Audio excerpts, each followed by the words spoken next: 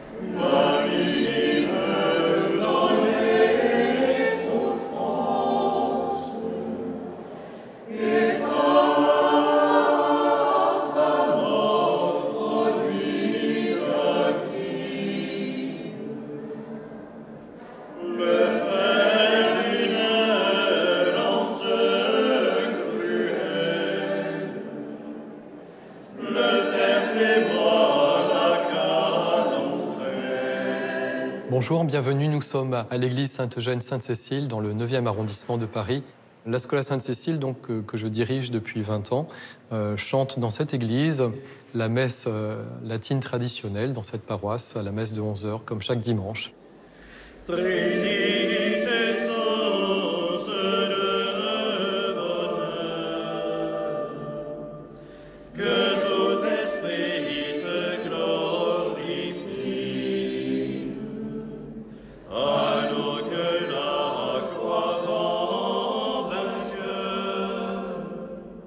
J'ai eu la joie de rencontrer Maxime Kowalewski. J'étais alors un tout jeune garçon, j'avais 15 ans, et lui était un vieux monsieur déjà.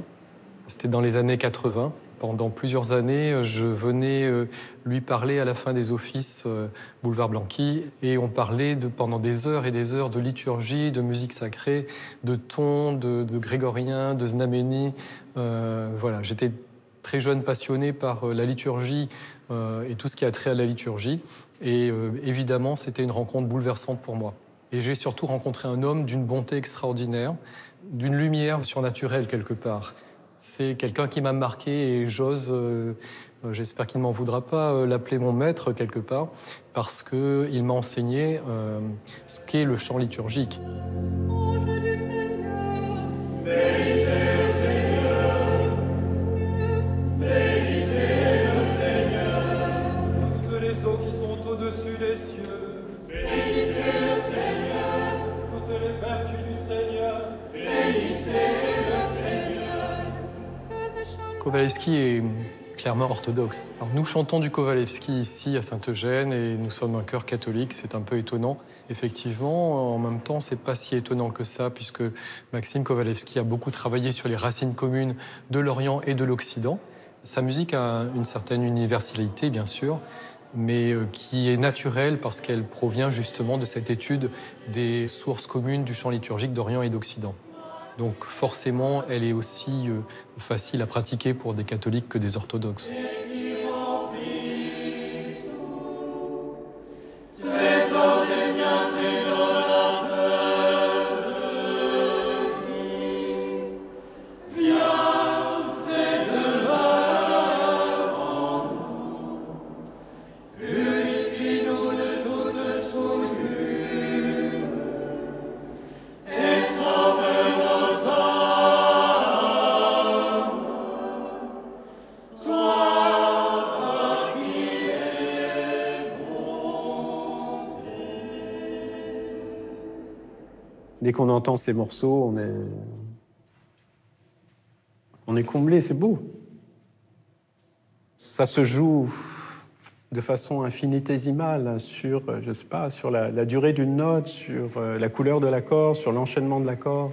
Et je pense que pour beaucoup de paroisses, enfin moi je suis allé dans de très très nombreuses paroisses francophones dans le monde, partout, j'ai toujours entendu du Kowalewski. C'est-à-dire qu'il n'y a pas toujours que du Kowalewski, mais il y a toujours un endroit, il y a toujours un moment dans la liturgie où les gens chantent du Kowalewski, même s'ils ne le savent pas, la plupart du temps d'ailleurs.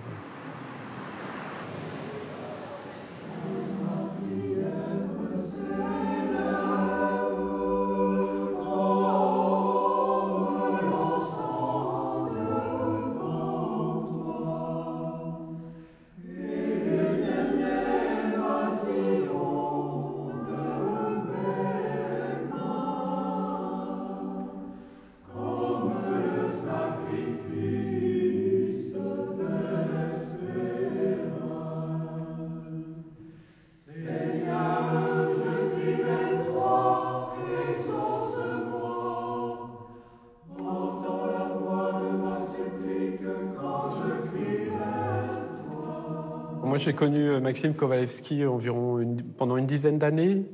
Je l'ai vu diriger le chœur, je l'ai vu dirigeant l'assemblée. C'est quelque chose qu'il aimait beaucoup faire. C'était quelqu'un d'extrêmement gentil, tout en même temps en sachant extrêmement bien ce qu'il voulait, pas du tout complaisant. Et moi, j'ai eu la chance de travailler 2 ans avec lui, justement, à l'apprentissage de la musique liturgique. Ça a été des très beaux moments. La chose pour moi la plus étonnante chez lui, c'est son humilité. C'est un très grand musicien. Il aurait pu faire une carrière de compositeur extraordinaire. Mais il a préféré se contraindre à quelque chose de plus petit, mais en même temps de plus grand probablement, qu'est la musique liturgique. Ça, c'est quelque chose dont je suis très admiratif. De sa main vive l'expérience, Thomas scruta ton côté vivifiant, ô Christ Dieu. Il te cria avec les autres apôtres, tu es mon Seigneur et mon Dieu. Il a fait un énorme travail musicologique, théologique et musical de composition. La musique liturgique découle directement de la parole. C'est-à-dire que c'est pas une musique sur laquelle on va calquer une parole, c'est une parole qui fait naître une musique. Et ça explique beaucoup de choses dans le travail de Kovalevski, à la fois sur l'aspect théorique et sur l'aspect directement musical. Par exemple, le fait qu'il recourt à des modes. La modalité, c'est quelque chose qui est justement très proche de la récitation au départ, de la cantillation. Donc on a très souvent une corde de récitation, c'est comme ça d'ailleurs qu'on l'appelle toujours dans un mode. Et puis on a des petites formules très simples au départ, une formule d'intonation par exemple, une formule de finale, une formule de flex, c'est-à-dire de pause dans la récitation. Et puis ça s'enrichit petit à petit. Et on a de plus en plus de formules, une grande richesse de formules. Dans certains modes, on peut arriver à avoir jusqu'à 500, 700 formules différentes.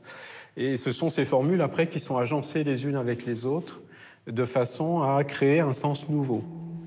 Les enfants des Hébreux, portant les palmes à la main, allaient au-devant du Seigneur, en disant et en chantant, Hosanna in excelsis. Alors, il y a une chose très importante chez Maxime Kovalevski aussi, c'est qu'il a vraiment magnifiquement compris l'aspect pédagogique de la musique liturgique. C'est-à-dire que c'est une musique qui est présente pour porter le texte, mais aussi qui est présente pour aider l'auditeur à mémoriser la parole. Comme les formules se répètent, d'un chant à un autre, il se crée des connexions. C'est-à-dire, par exemple, si on prend un chant comme « Ta naissance, ô Christ notre Dieu » qu'on chante à Noël, il a le même ton qu'un autre chant qu'on chante à la Nativité de la Vierge, par exemple. C'est exactement les mêmes formules.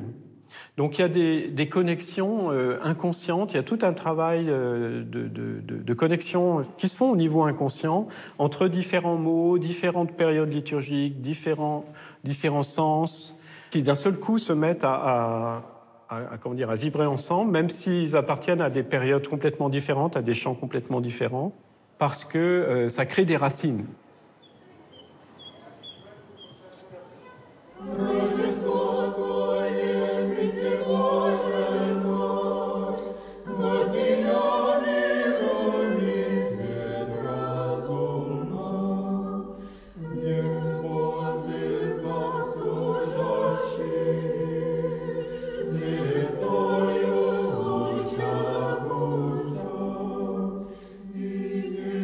Une des choses aussi très fortes chez Maxime Kovalevski, c'est qu'il a toujours voulu garder la question des racines et de la tradition. Mais la tradition dans un bon sens, c'est-à-dire la tradition comme quelque chose de vivant, pas comme quelque chose de figé et de mort. Et il insistait beaucoup sur la différence entre tradition et habitude. C'est pas parce qu'on fait quelque chose, qu'on est habitué à faire quelque chose, surtout dans les églises, il peut se trouver que pour 1000 raisons historiques ou autres, on est à un moment décidé de faire quelque chose, qu'il n'est pas nécessaire de continuer parce que ça n'a pas de racine profonde en fait théologique. Donc il faut évacuer toutes ces choses-là et ne garder que ce qui est réellement la tradition. Et à ce moment-là, la tradition, ça devient vraiment un chemin de vie en fait. L'idée n'est pas de conserver à tout prix tout ce qu'il y a, comme si on était dans un musée, mais de faire vivre les choses par l'enracinement dans la profondeur de la tradition.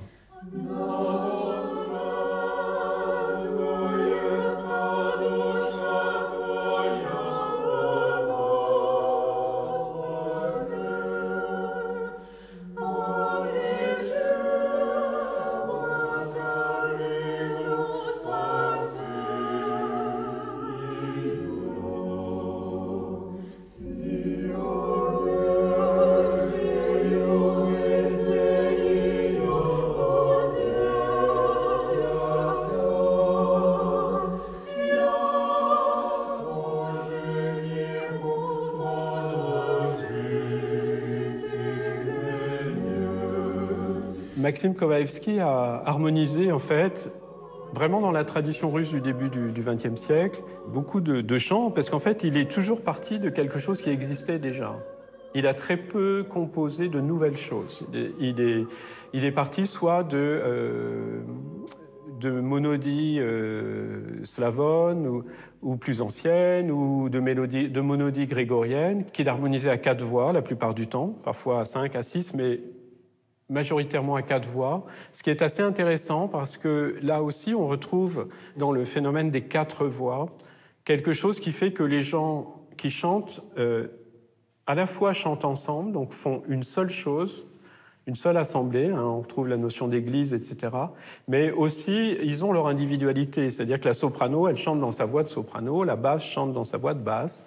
Chacun garde son identité en quelque sorte, mais tout fonctionne dans un but commun. Et Maxime a beaucoup joué là-dessus, c'est-à-dire que la plupart du temps, les choses sont harmonisées à 4 voix, mais parfois à 3 voix, parfois à 2, parfois à l'unisson. Les 3 voix, ça peut être 3 voix de femmes, ça peut être 3 voix d'hommes. Il a écrit une liturgie entière complètement à l'unisson, par exemple, ce qui est assez intéressant parce que, évidemment, pour des chanteurs très inexpérimentés, c'est formidable de commencer comme ça, c'est beaucoup plus facile. Splendeur de la gloire du Père, lumière exprimant la lumière, éclat les sources de clarté, jour illuminateur du jour. Vrai soleil sans d'éclat en Christ, brillant d'éternelle beauté, de la gloire de l'Esprit Saint, vient pour remplir tout notre cœur. À Dieu le Père soit la gloire, à son Fils unique engendré, avec l'Esprit Saint paraclet, dès maintenant et à jamais. Maxime Kovalevski insistait sur le pourquoi est-ce que dans l'Église orthodoxe, il n'y a pas d'instrument. Pour lui, c'était que c'est seulement le souffle de l'homme qui peut transmettre en fait toute la finesse de sa prière, toute la finesse de son action, de sa relation à Dieu, et que dès qu'il y a des instruments, c'est très beau, ça peut avoir beaucoup de qualité, mais ça crée une espèce d'écran en fait entre l'homme et Dieu. J'avance sur ma route, avec la force de Dieu pour me protéger, la sagesse de Dieu pour me diriger, l'œil de Dieu pour me guider, l'oreille de Dieu. Quand on chante ensemble, il y a des phrases en commun, c'est-à-dire qui sont liées au souffle. Dans les moments vraiment forts de la liturgie sur le plan musical, en fait, c'est toute l'Église qui est dans le même souffle par rapport à Dieu.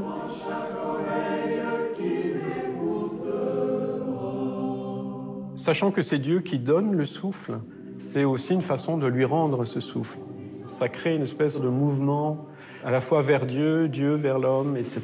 Invoque le pouvoir de la Trinité sainte, par ma foi dans la triade, par ma foi dans le Verbe, dans la divinité éternelle du Créateur. Un des points importants que Maxime a mis en relief, dans ce qu'on pourrait appeler sa découverte des canons de la musique liturgique, c'est-à-dire des règles en fait de la musique liturgique, c'est le fait que c'est une musique qui ne doit pas contraindre l'auditeur.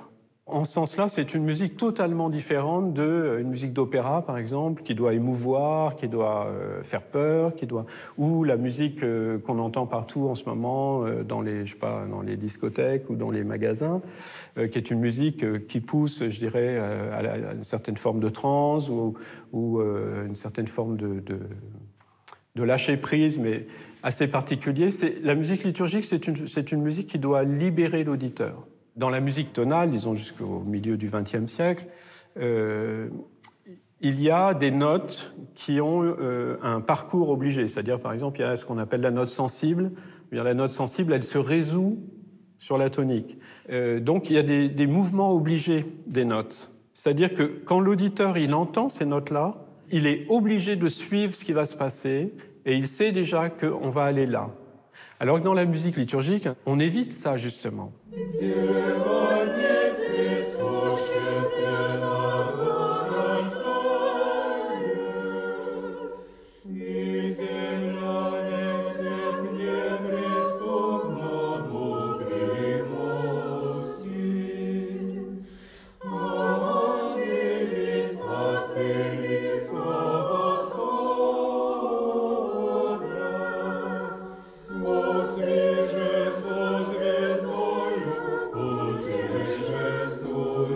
je crois que l'importance de Maxime Kowalewski dans le monde d'aujourd'hui, c'est d'apporter finalement une vision de la musique liturgique innovatrice, mais en même temps dans la tradition, fidèle à ses racines, allant jusqu'au début de l'Église, dans un moment où finalement beaucoup d'églises sont un peu perdues sur le plan de la musique liturgique, c'est-à-dire qu'elles font appel soit à des petites chansons de variété très simplistes dans leur fonctionnement, et puis surtout dans lequel la parole est presque otage, c'est-à-dire que c'est la chanson qui est imposée à la parole, c'est pas la parole qui crée sa propre musique, hein. C'est donc très, très différent.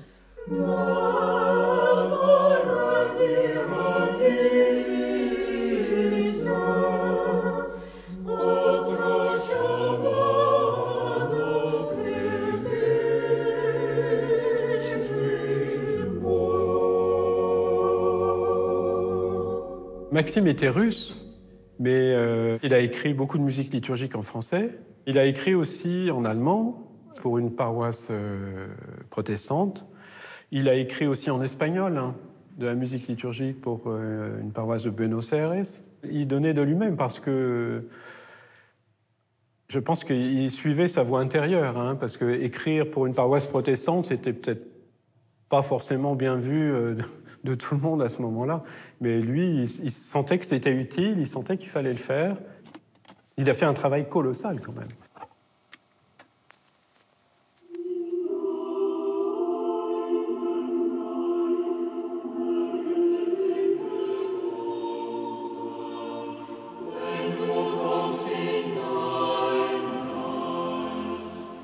J'ai eu la chance de grandir dans une communauté en Allemagne qui s'appelle Communauté de Gnadenthal, qui existe encore. Cette communauté se trouve dans un ancien monastère cistercien au nord de Francfort. C'est là où cette communauté s'est installée.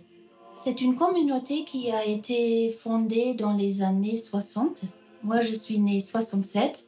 Et il se trouve que Maxime Kowalewski a connu cette communauté dans les années 70. Mais ce qui marque jusqu'à aujourd'hui cette communauté, c'est une vie qui est très proche de la vie monastique des cisterciens, ora et labora. Travailler et prier ensemble. Maxime Kowalewski a donc découvert un lieu où il y a cette adoration, cette recherche de la prière intérieure. Une amitié se créait. Et le résultat en était qu'il retournait à Gnadenthal pendant plusieurs semaines. Il a travaillé, il a quasiment proposé son service de maître aux frères et aux sœurs. Et il a travaillé, d'abord, il a travaillé précisément le chant des psaumes. Et après, dans les années suivantes, il a même composé des psalmodies exprès pour cette communauté. Et d'ailleurs, j'ai avec moi le livre de la liturgie des heures, que j'ai toujours avec moi, tellement j'ai grandi avec et tellement j'aime. Et on trouve donc tous les compositeurs qui ont contribué dans une page complète. Maxime Kowalewski.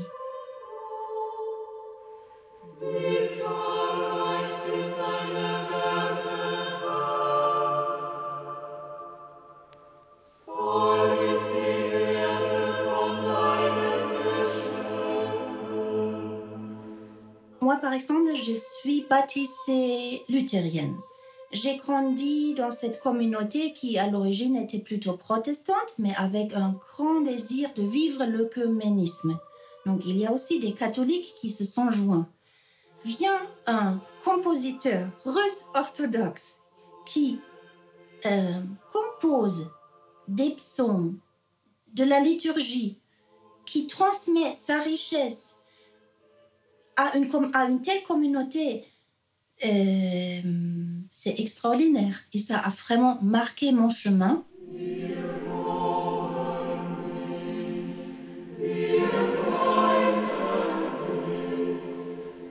Moi, j'avais à peu près 6 ans. Je garde une mémoire extraordinaire de la veillée pascale qui avait intégré beaucoup d'éléments de la tradition orthodoxe par Maxime, par lui-même qui était venu, je me rappelle de la beauté de ce chant, dont moi je dirais un côté mélancolique, joyeux, et qui arrivait à nous mettre une intériorité que je n'ai pas trouvée ailleurs. Un des chants dont je me rappelle dans mon âme, dans mes souvenirs, est vraiment ce grand Alléluia qui annonçait la résurrection du Seigneur. Der Herr ist auferstanden, ist wahrhaftig auferstanden. Halleluja, Halleluja, Halleluja, Halleluja.